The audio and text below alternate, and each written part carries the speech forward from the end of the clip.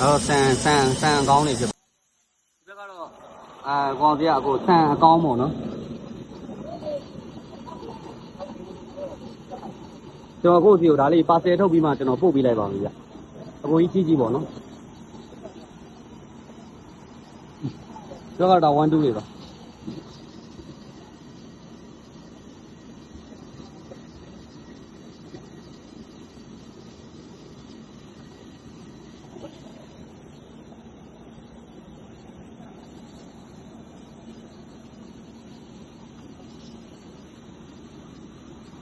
တော့เนี่ย560ပေါ့နော်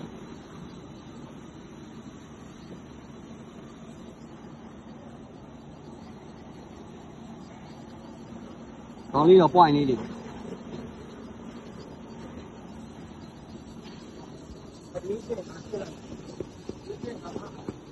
ကျွန်တော်အကိုစီကိုဒီတန်လေးတွေကိုပါဆယ်ထုတ်ပြီးမှကျွန်တော်ပို့ပေးပါမယ်ခင်ဗျအကိုဘက်ကနေမှဒီ website လေးကိုကျွန်တော်တောင်းပြန်ပေးပါခင်ဗျဒါကတော့ကျွန်တော်တို့ဘက်ကနေမှကျွန်တော်တို့ဆက်ရဲ့ဆရာဒါကတော့ကျွန်တော်တို့တနာရီကို80နှုန်းလွတ်တာပေါ့ဆရာ80နှုန်းလွတ်တယ်မှာတော့ဒီအကောင့်ဘက်မှာကျွန်တော်တို့လုံးဝဒီအကျိုးမပါခြင်းပေါ့နော်အဲ့တော့ကျွန်တော်တို့ဒါလက်ရှိအနေထားတော့တော်တော်လေးကအကောင်းပါတယ်ဆရာနည်းနည်းလေးပေါ့နော်ဆရာ percent လေးပေါ့ဒီ 1% လောက်ပဲပါတယ်လို့ပဲကျွန်တော်တို့ပြောလို့ရမှာလို့ဆရာဟိုဒါဆန်ချောင်းနေအကုန်ရတယ်ပေါ့ဒီအရောဘက်မှာတော့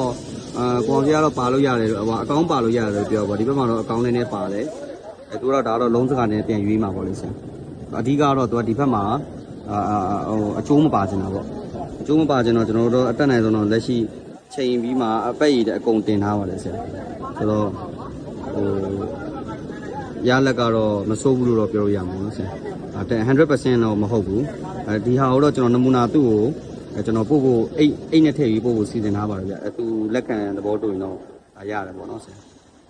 ဒါဆက်ကတော့စွမ်းဆောင်နိုင်တဲ့စွမ်းဆောင်ရည် capacity ကတော့ efficiency ကတော့ဒါအကုန်ပါပဲဗျဆရာ